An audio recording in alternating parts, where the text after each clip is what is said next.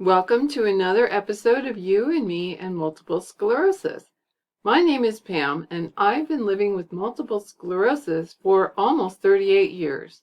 You might remember that I had started an exercise program a while ago, and I looked back at my video list and I realized with some chagrin that I had not given you an update since February. And you're probably wondering, or maybe you are, did she stick with it or did she abandon it? Well, I'm here to tell you that, as I said in my second video, I started out with a pretty ambitious list of exercises. And then as I did them and realized what was benefiting me and what wasn't, maybe a few things that were a little bit perhaps too difficult at that point, I decided to refine that list and get it down to a list that I could manage and that I knew I was benefiting from. I do still have some exercises in all three categories: balance, stretching, and strength, but I have to keep from getting fatigued. That's the main thing. Because any exercise that I do, while it might have some benefits for me under the surface that I'm not really that aware of, when I overdo it, especially with things like being on my stepper for too long, I find that I'm just so tired, so fatigued, that I often kind of end up wrecking it the next few hours, if not the entire day. So I don't want to do that. So anyway, I have been doing some exercises and will continue to do them, rest assured. But one that I've added into my routine, I wanted to talk a little bit about today, and that has to do with fine motor exercises for my hand. I never had the world's greatest handwriting, but I used to be able to write legibly, and I was fairly happy with it. But I know that over the years with my MS, my fine motor skills have really deteriorated to the point where my handwriting is often almost impossible even for me to read, and I'm the one that wrote it. As the church board secretary, I have to take notes at all the minutes, and that's proven to be quite a problem for me. I do it, but we have our meetings on a Friday evening, so we were going to have one tonight. What I'll end up doing is making sure I'm up really early the next morning so that I can get my notes deciphered and typed up before I totally forget with short-term memory what we talked about, because oftentimes my handwriting doesn't really give me that much of a clue. So far, so good. No one's really complained. We all have coping strategies, and that's the one I've been using. So anyway, fine motor skills. This information I found on a website from mymsteam.com, which I'll link below, and it's called Strategies to Enhance Motor Abilities in MS, and specifically the section on fine motor skills. It says a decrease in fine motor skills can occur at any stage of MS. Fine motor skills involve the hand muscles, and impairment can lead to problems with writing and the coordination needed to work with small objects. And then it says that fine motor symptoms may include hand weakness, decreased dexterity, dystonia, which is uncontrolled muscle contractions, numbness and muscle weakness, spasticity, which is tightness in the muscles and joints, and problems with coordination and making small movements. So those are certainly things that are true for me, and I wonder if they are true for you as well. I'm going to link to a video from MS Moves with Mandy, who is a physical therapist, and she has a series of exercises that help improve our fine motor skills. According to Mandy, the objective or the goal of this series is to really work on improving your grip, both the big grip as well as your pinching grip. Overall, this will help you to hold things more tightly, do activities such as opening cans, writing, holding utensils. There are a variety of tasks that require a good gross and pinch grip. Everything from bending your wrist or flexing your fingers, they're all really good, and they have pretty simple equipment that's necessary. Washcloth, a weight, or like a 1 pound weight, or like this, or a water bottle you could use. I actually prefer to use the weight. Clothespin, she recommends for one of the exercises. so that you can do this pinching thing with your fingers. To work on our pinching grip. So if you have a clothespin available to you, I would suggest that you grab that. Otherwise, you're welcome to go without using that device. So let's grab our clothespin. We're working on pinching the thumb and the pointer finger together. We're going to do 30 seconds. Here we go. And again, you might say, whew, this is fine now. But towards the end of this 30 seconds, this is becoming incredibly difficult.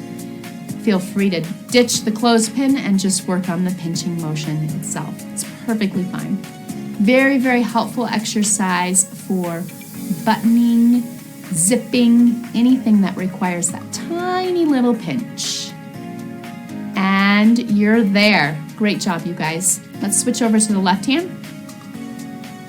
30 seconds. Pinching once again. Here we go. As you progress, and if you feel like you start to need more resistance, you can always consider wrapping in a rubber band around the tip of the clothespin for a little additional resistance. You're past the halfway point. Keep pinching away. And again, remember, it might feel different on your non-dominant hand or your more affected MS hand than it feels on your other side. So please keep that in mind as well. Quite honestly, I don't have any clothespins. And I've been trying to come up with an acceptable substitute for the pressure of a clothespin because, you know, depending on the clothespin, it's not that hard to pinch a clothespin, but I don't have any. I was trying binder clips, and believe me, it's not so much that they're hard to pinch, but they're hard to hold on to for 30 seconds, or it starts to really hurt my fingertip. I've tried both sizes. I've tried the more medium one, and I've also switched over to the small one. I wonder if I shouldn't try the large one. I've got to dig around to find one of those, but I wonder if I shouldn't do that because that might actually be the right configuration for what I'm trying to do. It's too early to really say if that's helping because my real goal is, as I said before, to improve my handwriting a little bit, at least to make it more legible than it's been. I have to balance between fatiguing those muscles and getting them more limbered up so that I have grip strength and I have flexibility so that I can hold a pen. But hang on one second, I'm also going to show you something that a friend of mine who has MS has been using, and I went ahead and bought some of these myself. Here we go. This is a very fat pen, right? And they are actually very comfortable to hold. I've been using this now for, I don't know, 6 months, something like that. They're easy to hold and grip. I don't worry about this slipping out of my hands and falling to the floor. And it even has a little cord on it too. I suppose you could wrap it around your hand if you wanted to. I haven't really been using the cord for much. Has it helped me write better? Well, I'm not entirely sure I'd make that claim. I think that's why I'm doing those exercises. I'm hoping to control the pen like I used to be able to do. Like I said, I never had great penmanship, and I certainly couldn't do calligraphy very well. I tried to learn the Hebrew alphabet, which, as you may know if you're familiar with it, you need to make fluid strokes, and they need to be neat. Not like the way we can get away with being sloppy with the alphabet that we use. It has to be more in shape or else it could easily be misunderstood for a different letter. And I found out after a very short time that I just do not have the fine motor skills to do that very well. I have not given up though. Back to that same My MS Team website.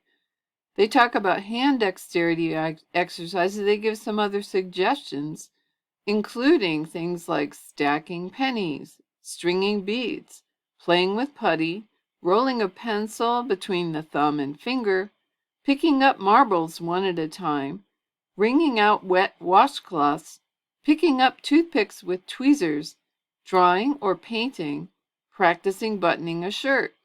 Another one that I thought of, when I was a kid, I used to like to play jacks, and that requires some dexterity, so I got myself some jacks. I haven't had the nerve to try it yet, But that is my goal, is to play with the jacks and see if I can learn how to pick up 1, 2, 3, 4 of them at the same time. It'll be interesting. And all of these are at varying levels of dexterity, which I appreciate. If you are using any kind of exercise to help with your fine motor skills, I would really love to know what it would be.